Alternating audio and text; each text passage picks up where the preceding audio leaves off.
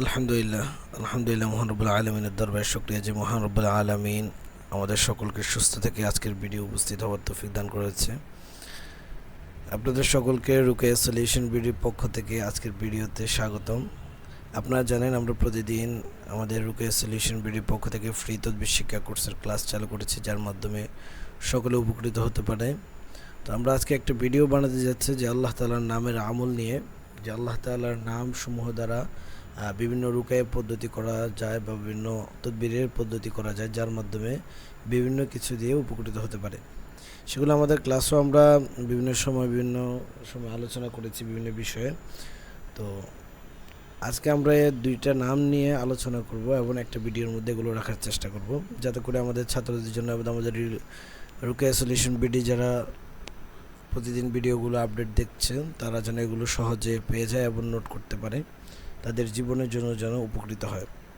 আর আপনারা জানেন যে প্রতিদিন রাত 9টা থেকে আমরা ফ্রি ক্লাস নিয়ে থাকি লাইভে, যার মাধ্যমে সকল চিকিৎসক, মুদাব্বিরগণ এবং রাকিগণ নিজেদের বিষয়ে, নিজেদের ফ্যামিলিদের বিষয়ে প্রশ্ন করে উপকৃত হতে পারে এবং সাধারণ মানুষ নিজেদের বিষয়ে প্রশ্ন করে উপকৃত হতে পারে।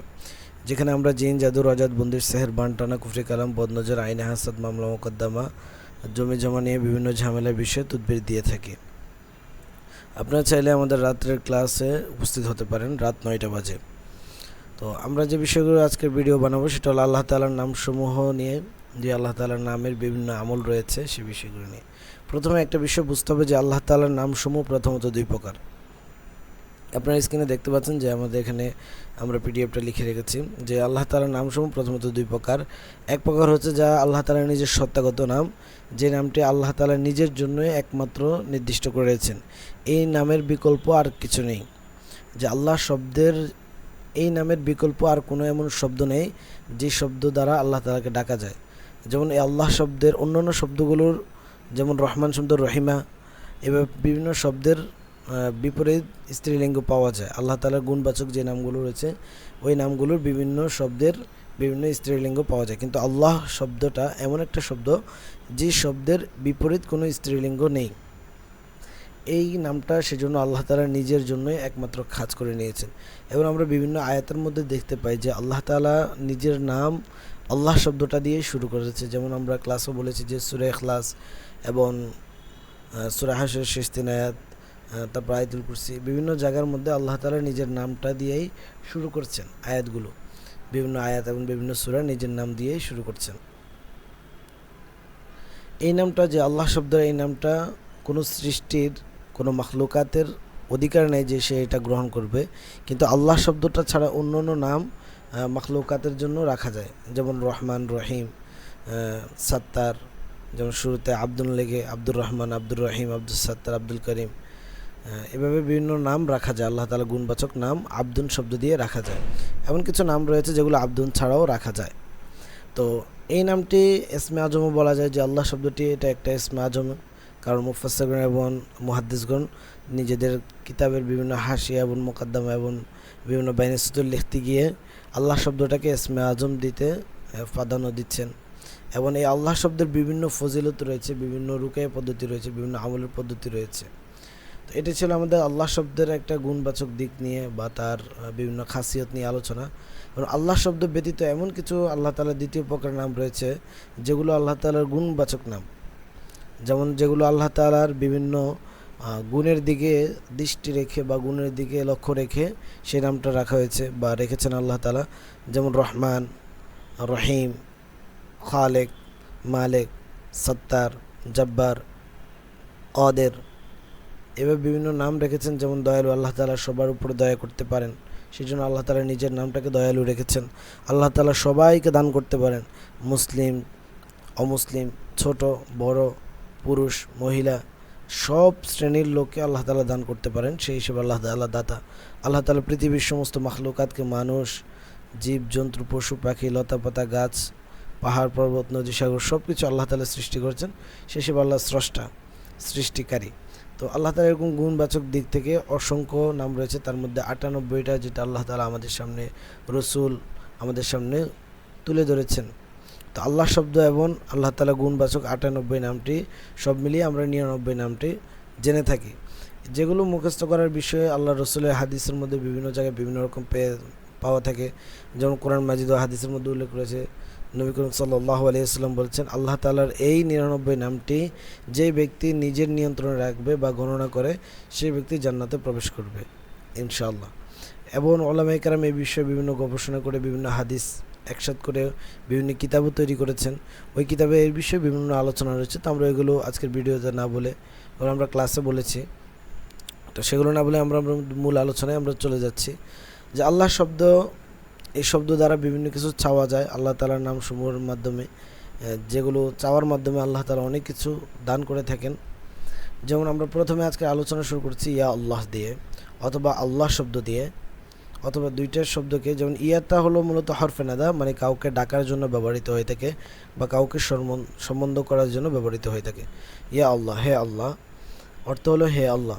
তো কোনো ব্যক্তি যদি প্রতি রাতে, দেখেন আমরা একটা বিষয় বলেছি যে ব্যক্তি প্রতি রাতে এই নামের 501 বার করে জিকির করবে, যে ব্যক্তি প্রতি রাতে 501 বার করে 501 বার অথবা 1001 বার, যে ব্যক্তি প্রতি রাতে 501 বার অথবা 1001 বার জিকির করবে, আল্লাহ তাআলা তার ঈমানকে পাকাপোক্ত করে দেবে এবং আল্লাহ তাআলা তার মধ্যে আল্লাহর যে মহাব্বত, যে ভালোবাসা, সেটা সৃষ্টি হয়ে যাবে এবং সে সাহেবে কাশওয়ালা হয়ে যাবে।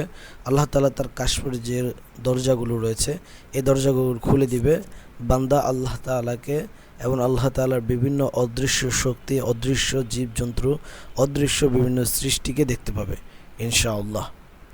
তো যে ব্যক্তি প্রতি রাতে আমল করবে, আল্লাহ তাআলা তাকে বিভিন্ন ফ্যাসিলিটি দিবে, বিভিন্ন ভাবে তাকে আল্লাহর কাছে নেওয়ার চেষ্টা করবে। আল্লাহ তাআলা বান্দাকে আরও কাছে নিয়ে যাবে।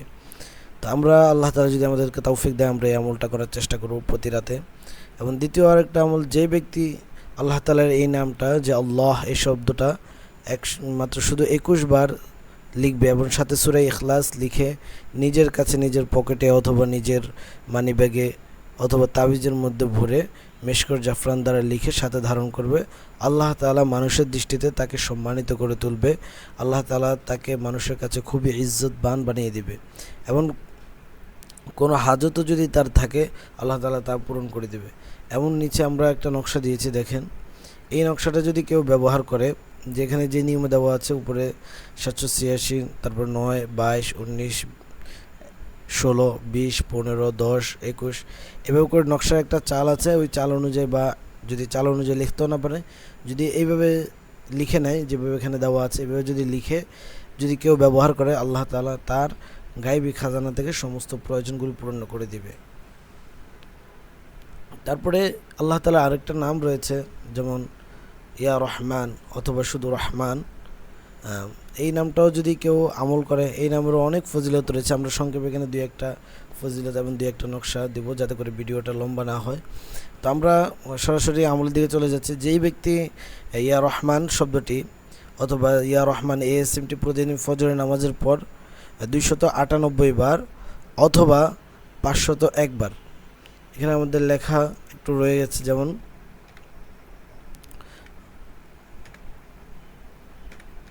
অথবা 501 বার,